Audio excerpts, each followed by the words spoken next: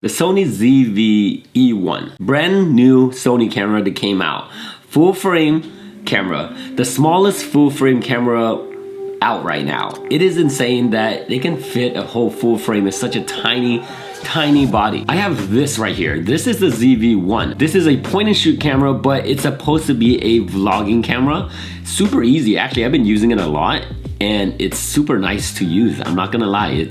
It's pretty nice because it's so small and the lens is right here and I don't have to really mount another lens on there.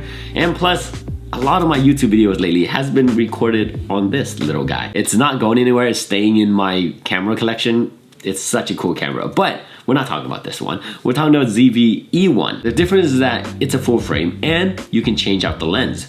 This one's kind of stuck here. You don't want to change it out. There are so many more things that that camera has that this one doesn't, but we're not doing a comparison today. We're just gonna talk about the ZV-E1.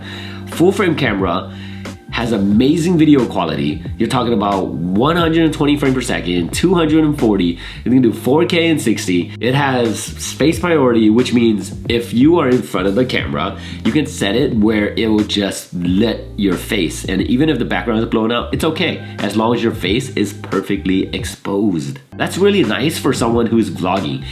A lot of times we're carrying the camera around, just like this. I don't have time to change out the settings because the light might change, and if I would change out the settings, then you know, I'll be reaching there. Sometimes I just want myself to be exposed, forget the background. Sometimes.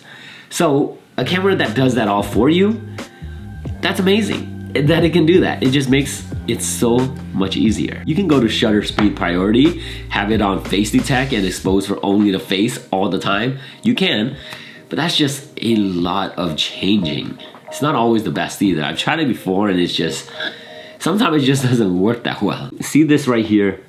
That's a mic, right? This ZV-E1 has a mic up here, but that's it. That's all it does. With the new ZV-E1, the mic can tell if you're in front or in the back. Super cool, it's directional, right? That just, there's so many things that makes it so much easier. And then it has this new feature, this AI feature that, let's say I'm recording like this, right? I can move around and the whole frame would keep me in the center. As I'm doing right now, I'm not really in the center at all. I'm to the side, but the way the camera crops in a little bit and then it reframes you to show that you're in the center of the frame all the time. It's almost as if someone's recording you, but nobody's behind the camera.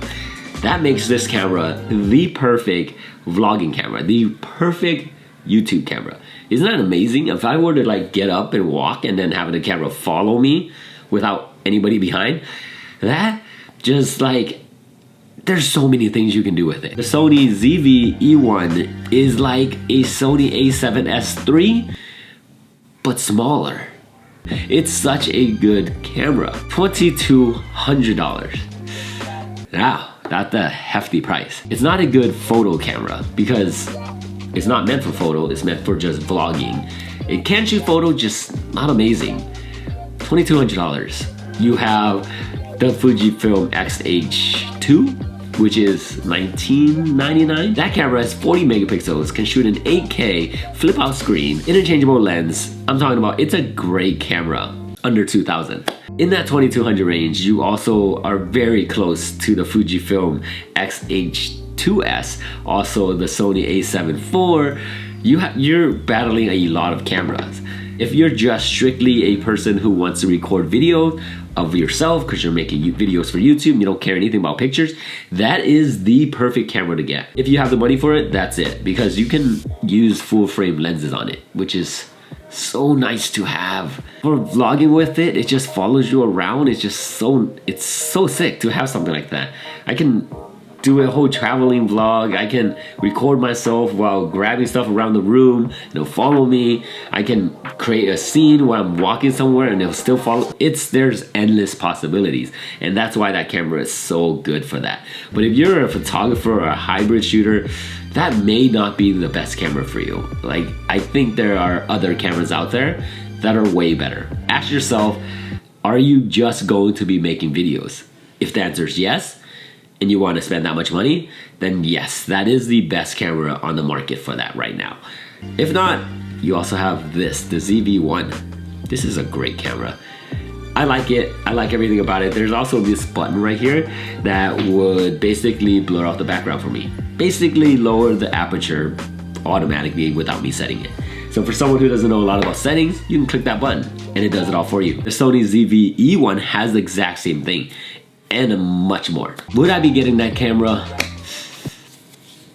No, most likely not. The reason is that I have a Fujifilm X-H2S and this camera it's just too good. Like it's amazing camera that I can't see myself getting the Sony ZV-E1 for. But if Sony would love to send me one to test, I wouldn't say no to that. I hope you're listening, Sony. If you found this video entertaining or helpful at all, make sure you hit that like button. And subscribe too if you haven't already. My name is Andy. I'll catch you in the next one. Later.